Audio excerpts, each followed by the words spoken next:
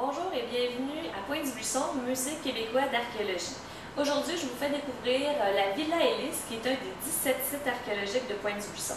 Ce qui est particulier avec le site de la Villa Ellis, c'est que c'est un site qui témoigne principalement d'occupations historiques. Contrairement à, habituellement, ce sont des occupations plutôt préhistoriques. Donc, on parle d'un site à majorité de composantes européennes. Donc, l'histoire de ce site-là est intimement liée à l'histoire de la famille Ellis, qui étaient les propriétaires de la seigneurie de Beauharnois dans la première moitié du 19e siècle.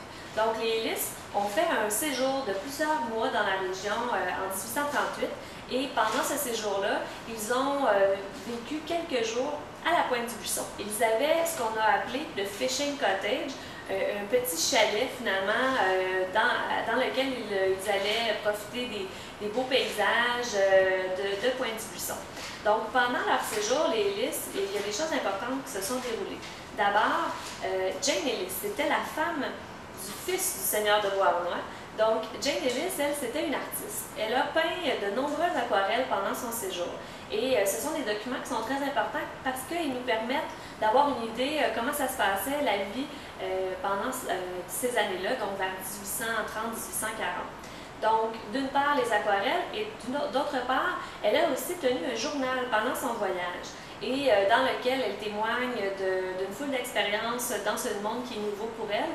Et en particulier, elle va parler de la pêche au flambeau qui était pratiquée par les Amérindiens à la Pointe-du-Buisson à cette époque-là et qui l'avait beaucoup impressionné. Donc, ça va nous donner beaucoup de renseignements très utiles. Les Ellis, pendant leur court séjour ici, vont vivre toute une aventure. C'est l'époque des rébellions des Patriotes.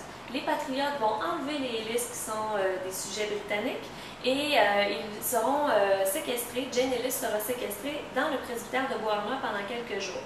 Après leur libération, la famille Ellis va retourner en Europe et on n'entendra plus jamais parler d'eux. Par contre, grâce à l'archéologie, on arrive à faire revivre un peu ces occupations-là.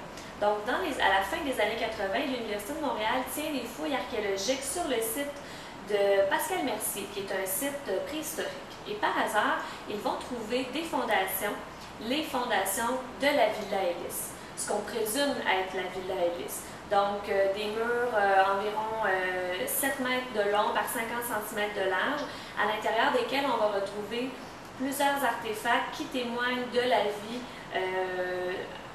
pendant la première moitié du 19e siècle.